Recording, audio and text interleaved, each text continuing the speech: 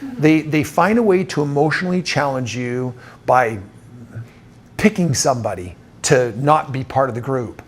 And that was The shattered illusion. The lights of the studio were blinding, sterile, almost cruel in the way they stripped every person bare. There was no comfort in their glow, no warmth in the lenses of the cameras trained mercilessly on the Brown family. This wasn't a conversation. It wasn't even a reunion. It was a reckoning. And at the center of it sat Kody Brown, arms stiff, jaw clenched, eyes flashing with the same defiance that once held his wives spellbound. Only now it wasn't charm. It was something darker. Something desperate. He leaned forward, voice hard, biting the air with words like daggers. "Listen, Suki, right? I want to shut you down now." It wasn't just a phrase. It was an eruption. A desperate man clawing for control he no longer had. The host, Suki, barely flinched, but across the room the air shifted. Christine's lips tightened. Janelle's eyes narrowed. And Meri, poor, silent Meri, her shoulders seemed to shrink beneath the weight of yet another dismissal. The world saw it, a man unraveling. But for his wives this was familiar. They had lived in the shadow of his explosions, had tiptoed across the glass shards of his temper. Only now, for the first time, the cameras weren't protecting him. They were exposing him.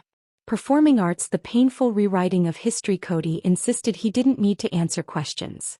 That the past was irrelevant. "I don't have to say the answer," he snapped, turning the tell-all into a battlefield where accountability itself became the enemy. But the truth hung heavy in the room. Because this wasn't about the past. It was about the way he was erasing it. He claimed he never loved them. Christine, Janelle, Meri, his entire life's foundation reduced to a lie. Meri's voice cracked with restrained pain. Her plea was simple, human, almost devastating in its honesty. "My big thing is, why don't you just say for once that you did love me and you changed your mind? Because that happens. That's okay. But you're minimizing me. You're minimizing our relationship. You're minimizing the fact that we started this family together by saying it never happened." The studio froze. You could almost hear the collective heartbeat of millions of viewers gasping behind their screens. And in that moment, Meri was no longer the silent, loyal wife who endured rejection in the shadows. She was the forgotten architect of the family, demanding recognition for the bricks she laid, for the years she gave, for the love she carried long after he abandoned it. High-voltage Kody's contradiction. Kody, however, spun his truth like a salesman desperate to close a failing deal. "Yes, I loved them," he insisted before pivoting, "but I found something divine with Robyn. Something higher. Something sacred. And I am sick of being guilt for it." His voice cracked, not with tenderness but with rage. He spoke of his love for Robyn like a rebellion, like a clenched fist raised against the world. "I am walking around flipping two birds," he spat, "because I am sick and tired of being guilt for loving Robyn." Christine's face hardened, her eyes narrowing with the kind of clarity that only comes after years of manipulation. She had once been the cheerful peacekeeper, the one who laughed through her pain. "Not anymore. You kind of contradicted yourself," she said, voice steady, almost surgical. The wound landed. Because Christine wasn't just calling him out. She was cutting through the smokescreen he had built around Robyn, around favoritism, around the betrayal they all knew but he refused to name. Fire the interference, and then came the question. The one that pierced deeper than any other. "Suki," Christine whispered, "he runs interference for Robyn. Always. Every single time." It was the accusation fans had screamed for years. The whisper turned into a roar. That Robyn was the chosen one, the favorite, the wedge. That Kody had burned his wives down to shield the woman he crowned queen. Janelle, calm but firm, nodded. "He was never this mean before. Never. The rewriting of history? It's a smokescreen. He's doing it to protect Robyn." The words echoed like gunfire. Protect Robyn. Always Robyn. For years, viewers had wondered if Robyn had orchestrated the collapse, if she had manipulated Kody into discarding the others. But here, under the hot lights, the truth twisted. Maybe it wasn't her alone. Maybe it was him, willing, eager, complicit in sacrificing everything to elevate her. Broken heart, the abandonment, and yet, beneath the fury, beneath the justifications, the core truth rose like smoke from a fire they all tried to ignore. Christine had been abandoned. Janelle had been dismissed. Meri had been erased. And every excuse Kody gave, every time he shouted about divine love, every time he spit venom at Suki or Christine, it all came back to one truth: he chose Robyn. Meri's voice broke again. He's minimizing me. He's minimizing us. He's minimizing everything we built. And it's cruel. But Kody wouldn't look at her. He wouldn't face her grief, wouldn't acknowledge the decades they shared. Instead, he returned again and again to Robyn. His fortress, his shield, his obsession. Drop of blood, the confession he didn't mean to make, and then, in the middle of his defiance, Kody slipped. I just didn't see a future. I wasn't happy. I hope everybody's happy now. It was almost casual, almost dismissive. But in that sentence, for the first time, there was a flicker of truth. A crack in the armor. Because what he refused to admit openly, that he left them, that he abandoned them, that he didn't fight for them, spilled out anyway. And the silence that followed was suffocating. Because for Christine, it was confirmation of what she had always known. For Janelle, it was proof that her instincts were right. And for Meri, it was the knife twisted deeper, the acknowledgement she begged for but delivered like a shrug. Clapperboard, the end of an era later, as the tell-all dragged into the night, the conversation shifted to Meri once again.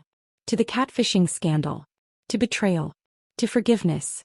Kody recalled almost nostalgically the day he and Nathan moved Meri. How something shifted. How he left her sobbing, and for a moment, it felt like the end of an era.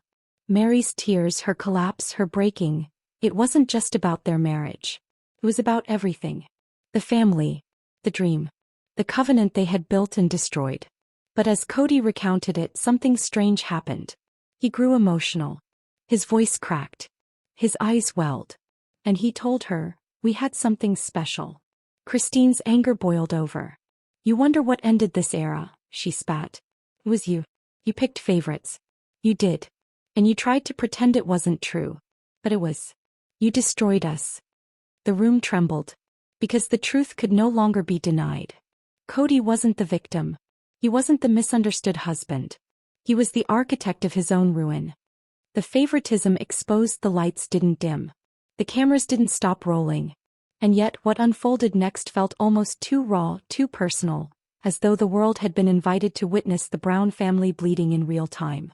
Kody Brown, restless in his seat, shifted as though the weight of his own words pressed against him. His earlier fury hadn't cooled, it smoldered. His jaw locked, his breathing shallow. And then, like a match to gasoline, Christine spoke. Fire, Christine's reckoning. You wonder what ended this era? Her voice was steady, but her hands trembled ever so slightly. It was you, Kody. You picked favorites. You destroyed us. It was no longer an accusation. It was a verdict. Years of denial, of gaslighting, of hiding behind spiritual platitudes shattered. Kody's face flushed crimson. His lips parted, ready to fire back with the same sharp-edged excuses. But for the first time, the room didn't bend to his will. Not Christine. Not Janelle. Not Meri. Not even Suki, who sat poised like a judge, letting the silence stretch until the weight of truth pressed down. Christine leaned forward, her words slicing with precision. You tried to rewrite history. You tried to tell us you never loved us. But you did. You know you did. And then you threw it away. You didn't fight for us. You fought for her. Her eyes flicked to Robyn. The unspoken was no longer hidden. The favoritism, the obsession, the endless excuses. The world already knew, but now, under the lights, there would be no retreat. Drop of blood, Janelle's voice of reason, Janelle, ever the voice of measured calm, stepped into the fire. She didn't scream. She didn't lash out. But her words carried a quiet devastation. I wasn't asking for more than I gave, she said, her tone even. I just wanted balance. Fairness. And you couldn't give it. Not because you couldn't, but because you wouldn't. Her statement hit harder than rage ever could. Because Janelle's strength had always been her steadiness, her loyalty, her willingness to build when others walked away. If even she had been driven to this breaking point, it meant there was nothing left to salvage. She turned her gaze directly at him. You told us love was equal. That's what we built this family on. But the truth? You built a throne for Robyn. And you expected us to bow. The silence was deafening. Hold, the shielding of Robyn. Suki leaned in, her voice sharp with precision. Are you protecting Robyn, Kody? Running interference for her? It was the question millions had screamed at their screens for years. And now, asked aloud, it crackled with electricity. Kody exhaled sharply like a man cornered. "I don't need to answer that," he muttered. But silence was an answer. Christine's lips curled into a bitter smile. "There it is. Always protecting her. Always shielding her. You want us to take the blame so she doesn't have to." Robyn's eyes darted downward. She didn't speak. She didn't deny. She simply let Kody carry the weight as he always had. And that was the tragedy. The wives had lived years being erased, while Robyn sat quietly, cloaked in innocence, while Kody bore the accusations like armor for her. Broken heart Meri's fractured truth, and then came Meri. Her voice, soft but trembling, carried a truth that cracked the room open. "All I ever wanted," she whispered, "was for him to just admit it. That he did love me. Once. That he changed his mind. That's okay. That happens. But don't erase me. Don't erase us." Her words weren't accusations, they were a plea. Not for reconciliation. Not even for apology. Just for recognition. For her love not to be rewritten into a lie. Her eyes glistened as she continued, her voice breaking. "You can meet someone else. You can fall in love again. But don't stand there and tell me it never happened. That I never mattered. Because I did. And I know I did." The audience watching from home would later describe it as one of the most heartbreaking moments in Sister Wives history. Not because Meri was still begging for Kody's love, but because she was begging for her history back. For her truth. And Kody? He looked away. High voltage, the divine excuse cornered. Kody lashed out again. His words came fast, unfiltered, raw with indignation. "I found something divine with Robyn," he shouted. "Something sacred. And I am sick of being slapped down for it. I'm sick of being guilt for loving her. Do you understand me? I walk around flipping two birds because I am done being punished for being in love." His fists clenched as if gripping onto the last threads of his authority. But instead of silence, the room erupted with disbelief. Christine shook her head. Janelle crossed her arms. Even Suki looked stunned. Because what Kody saw as divine love was nothing more than glaring favoritism. And what he framed as punishment was accountability. Christine leaned back, her voice low but devastating. "You didn't just love her, Kody. You abandoned us for her. That's not divine. That's betrayal." Drop of blood the children's wounds, and then, as though Christine's words cracked the final dam, the conversation shifted toward the children. The forgotten casualties. For years, the Brown children had watched their mother's tears, their father's favoritism, their family unravel. And though they weren't in the studio, their absence screamed louder than any presence. Suki's voice sharpened. "What about the kids, Kody? Does they feel abandoned too?" Kody stiffened. "That's rewriting history. That's bitterness. That's anger talking." But Janelle's eyes burned with fire. "No. That's reality. Do you know how many times they've cried because you weren't there? How many birthdays you missed? How many milestones you chose to spend at Robyn's house instead of theirs? That's not history. That's today." The silence was brutal. Because there was no denying it. The children had suffered. And in that moment, the audience saw what the wives had always known. The favoritism wasn't just toward Robyn. It extended to her children while the others were left behind. Performing arts, the nostalgia trap later, the tell-all veered into strange territory. Kody began reminiscing about his relationship with Meri, about how moving her out had left him emotional, about how he left her sobbing, about how it felt like the end of an era. He admitted through tears that we had something special. And for a moment the man who had screamed and cursed and lashed out softened. His voice cracked. His face twisted with grief. But it wasn't the grief of a man who had lost his wife. It was the grief of a man who lost control, who lost the family he had built his identity around. Christine scoffed. "Don't let him fool you," she said bitterly. "He strung her along for years. And now he wants to cry about nostalgia? No. He picked favorites. He destroyed us. And he's playing with her heart one last time." Meri's tears, Christine's fury, Janelle's calm devastation. It was all too much. Too raw. Too real. Bomb the bombshell hint, and just as it seemed the emotions might finally settle, just as the wives seemed drained from their confessions, Kody leaned forward again. His eyes narrowed. His voice dropped. "You want to know the truth?" he hissed. You think you know everything? You don't. There are things about this family that nobody's ready to hear. Not you, not them, not the world. And when it comes out, everything changes. The room froze. Christine's lips parted in shock. Janelle's brow furrowed. Meri looked stricken. Even Robyn shifted uncomfortably in her seat. Because this wasn't just defensiveness. This was a warning. A threat. A promise of something darker. The studio was silent. Not just television silence, the kind where microphones hum and cameras roll, but an almost holy stillness, as though everyone present had stepped to the edge of a cliff and dared not breathe. Kody Brown leaned back in his chair, his chest rising and falling as though he'd just fought a war no one else could see. His words hung in the air like smoke. You think you know everything? You don't. There are things about this family that nobody's ready to hear.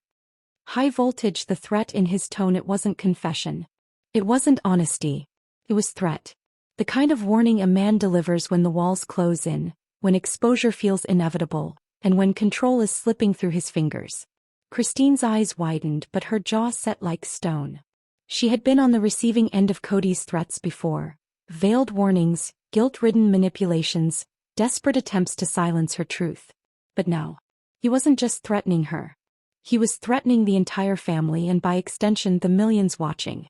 Janelle leaned forward, her voice low but razor-sharp. Then say it, Kody. Say what you've been hiding.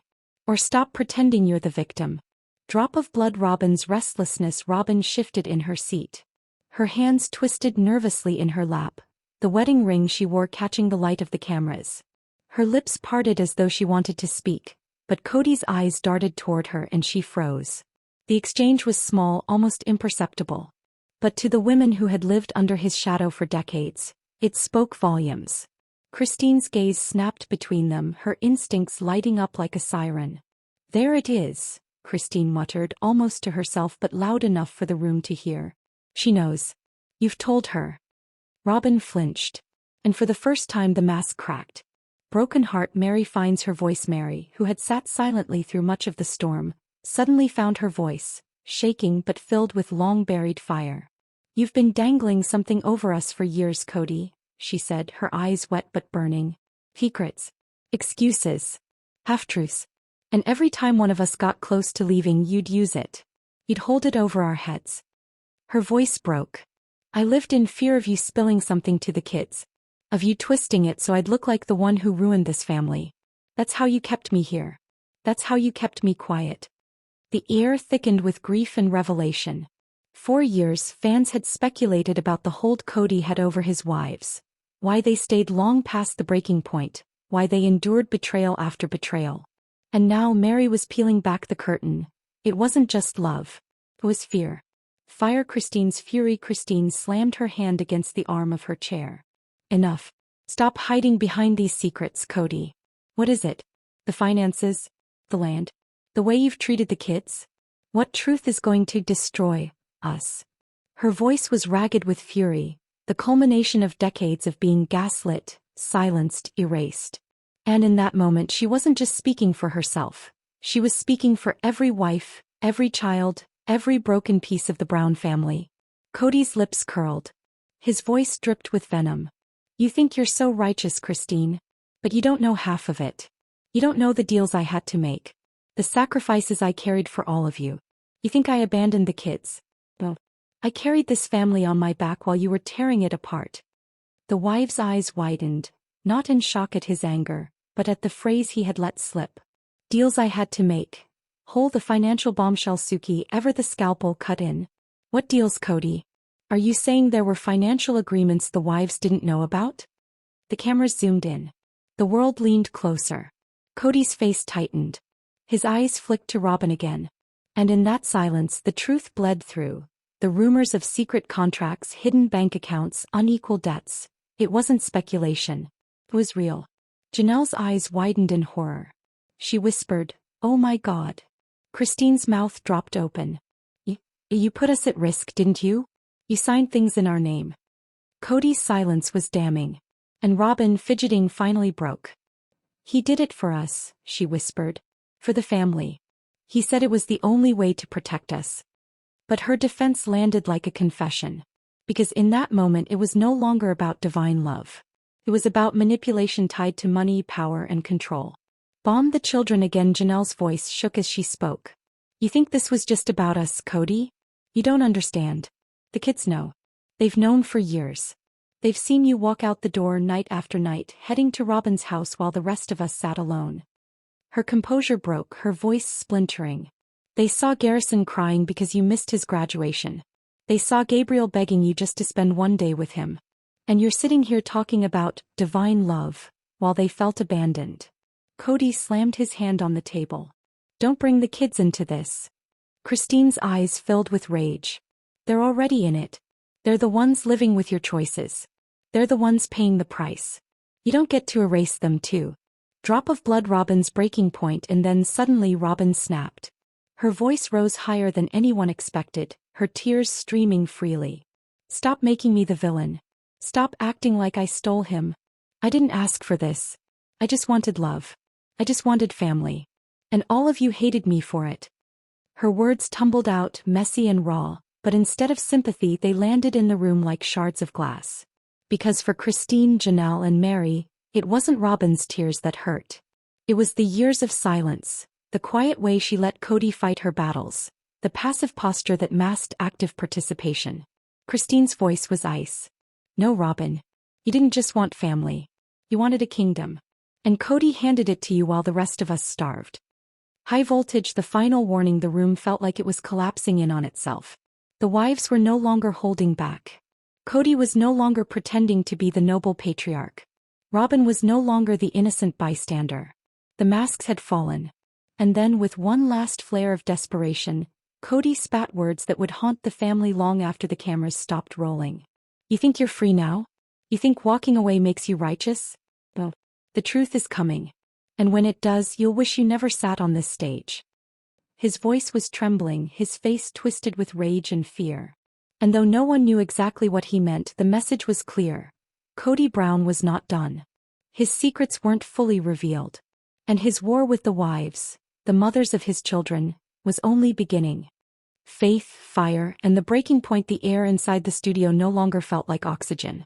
It felt heavy, charged, suffocating, as though every camera light was a spotlight in a courtroom of truth. The women were no longer simply wives, no longer merely cast members on a reality show. They were witnesses, survivors, testifiers of a system that had raised them, bound them, and ultimately broke them. And Kody Brown, their husband, their leader, their patriarch, was no longer untouchable. He was cornered, his secrets unraveling thread by thread. But the most dangerous unraveling was not about money. It was not about favoritism. It was about faith. Latin cross, the covenant of silence. For decades, the Browns had lived under a doctrine.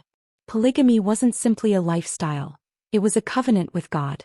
A sacred commandment, they were told, that would lead them to eternal glory. But in the tell-all, Christine dared to speak what had once been unspeakable. She turned to Suki, her voice shaking but clear. I stayed because I believed it was holy. I believed my suffering had purpose. That if I swallowed my pain, if I stayed quiet, if I endured, then God would bless me in the afterlife. But do you know what that really was? She looked at Kody. It was control. It was a cage. And you used it every time I wanted to walk away. Her words cracked like thunder. For the first time, the wives were naming what they had endured not just as emotional manipulation, but as spiritual manipulation. Drop of blood. Janelle's confession. Janelle's composure trembled. Normally the quiet strategist, the pragmatic thinker, her voice now wavered with grief. I wanted to leave so many times, she admitted, her eyes cast down. But he'd tell me that walking away meant losing God's favor. That my children would be cursed. That we'd never see each other in eternity. Her breath shook. And I believed him. I believed that leaving meant losing everything. And so I stayed. Even when my heart was breaking. Even when I knew he didn't love me. The studio was silent, frozen by the weight of her words. This wasn't just a family drama anymore. This was religious coercion twisted into chains. High voltage. Meri's breaking point. Then Meri, silent, trembling Meri, finally let the dam burst. Her voice cracked like glass. You told me God didn't want me. Do you remember that, Kody? You said my infertility meant I was broken. That maybe I wasn't meant to be a wife. That God had closed his door on me. She sobbed, unable to hold it back. And I carried that shame for decades. Do you have any idea what that does to a woman? To believe she is worthless to God because she couldn't give you more children? The words landed like fire in the room. Even Christine reached across instinctively, her hand trembling as she squeezed Meri's. Kody's face twitched. His jaw worked. His hands gripped his knees so tight his knuckles whitened. But he didn't deny it. Not once. Fire Kody's meltdown instead, Kody erupted. "Stop twisting this," he shouted, his voice echoing in the studio. "I never said you were worthless. I told you what I believed, that God was testing us, that he was punishing us for our failures. You all twist everything I say to make me a monster." His voice cracked, the fury shaking into desperation. "You think I wanted this? You think I wanted a broken family? I sacrificed my entire life for you. And you threw it in my face." But the wives no longer flinched. They no longer cowered under his rage. Because what Kody failed to see was this. His outburst wasn't strength. It was exposure. It was the mask slipping in real time on national television. Hold the abyss between them. Christine leaned forward, her eyes sharp as steel. "No, Kody. You sacrificed us for your pride. For control. For your need to be worshipped. And the minute we stopped bowing, you walked away." Janelle's voice followed, trembling but firm. "You told us God wanted obedience. But it wasn't God you wanted us to obey. It was you." And Meri, fragile, shattered Meri, delivered the final blow. "You didn't just stop loving me, Kody. You convinced me that God had stopped too. That's the cruelest thing you ever did." The words reverberated, heavy and undeniable. Bombed the collapse of faith. Suki, sensing the storm, pressed harder. So, was polygamy ever really about faith? Or was it about control? The wives spoke in unison. Christine whispered, "Control." Janelle said, "Fear." Meri choked out, "Loneliness." And in that moment the illusion shattered. The holy covenant, the righteous doctrine, the sacred family dream, it lay in ashes on the studio floor. Drop of blood. Robyn's spiral, but then Robyn broke down, her sobs cutting through the silence. "I didn't ask for this. I didn't ask to be the favorite. I didn't ask for him to treat me differently." Her tears poured, but instead of softening the room, they hardened it. Because for years, the wives had watched her benefit from the very system they were now dismantling. Christine's voice was cold. "Maybe you didn't ask. But you didn't stop it either. You sat in the castle while the rest of us starved in the wilderness." Janelle added quietly, "And now you're crying because the castle is crumbling." Robyn's sobs turned frantic. She clutched Kody's arm, but he was too busy unraveling to even notice. High voltage, the faithless patriarch, and then, the unthinkable slipped from Kody's lips. "I don't even know if I believe anymore." The studio gasped. Even Robyn froze, her hand dropping from his arm. Suki leaned forward. "What do you mean, Kody? Are you saying you've lost your faith?" His voice cracked, raw and ragged. "I built my entire life on a lie. I told myself God was guiding us, but maybe it was just me. Maybe I was chasing power. Maybe I don't believe in it anymore." The words were a knife through Robyn's heart. She let out a strangled cry, covering her face as tears poured. "You can't say that. You can't. That's our covenant, Kody. That's what held us together." But it was too late. The patriarch who once stood as the righteous leader of a holy family had admitted the truth. He no longer believed.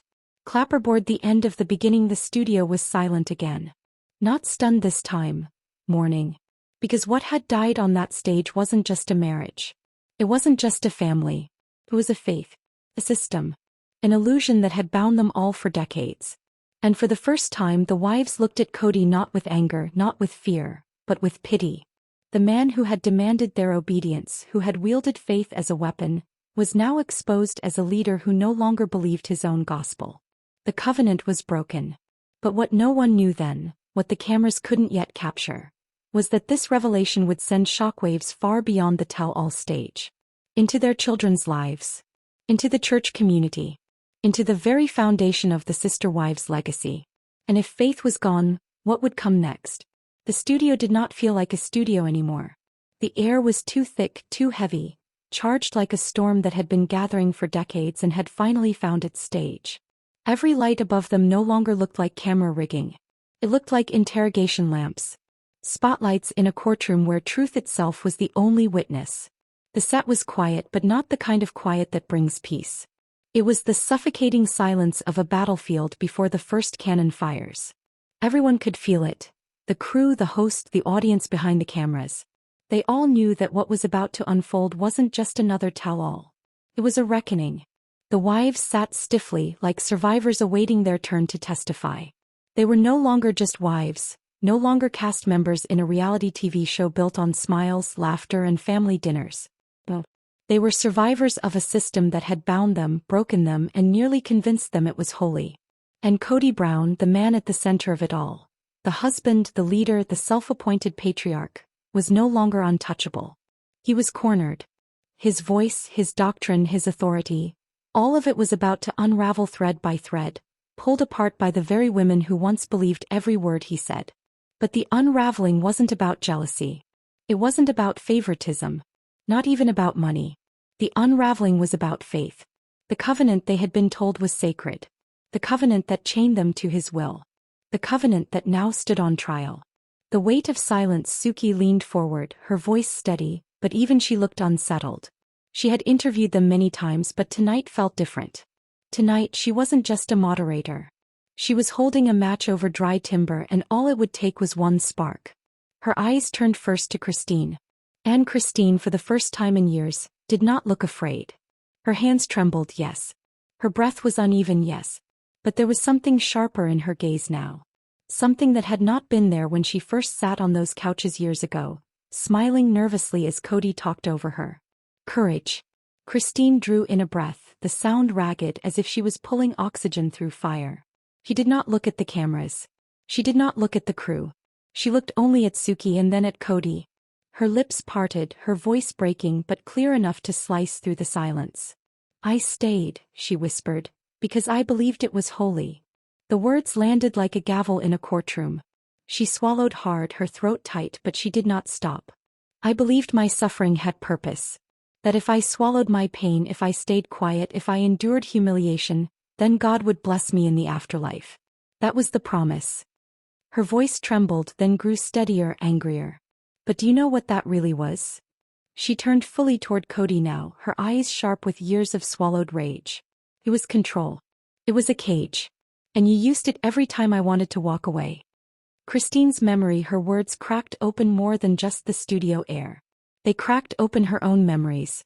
Christine's mind raced backward, to the years in Lehi, Utah, where her bedroom walls were thin enough that she could hear the laughter of Kody and Robyn through the night while she lay awake alone. To the nights she knelt on the floor, praying until her knees ached, asking God to make her stronger, asking him to make her more obedient, asking him to make her stop hurting. But the hurt never stopped. Instead, every time she voiced her unhappiness, every time she hinted that she wanted more love, more attention, more dignity, Kody would pull the same weapon. The covenant. The doctrine. The holy words that had been carved into their souls since childhood. He would tell her that obedience meant salvation. That endurance meant eternal reward. That suffering was sanctified if she bore it quietly. And Christine, desperate for God's approval, desperate for a place in heaven with her children, swallowed it all. Until the swallowing turned to choking. Until tonight. Janelle's trembling, the air shifted. Christine's voice had cracked something open. The silence in the room was no longer still. It was trembling, quaking. And it was Janelle who broke next. Her hands, usually folded neatly in her lap, were shaking. Her face, normally calm and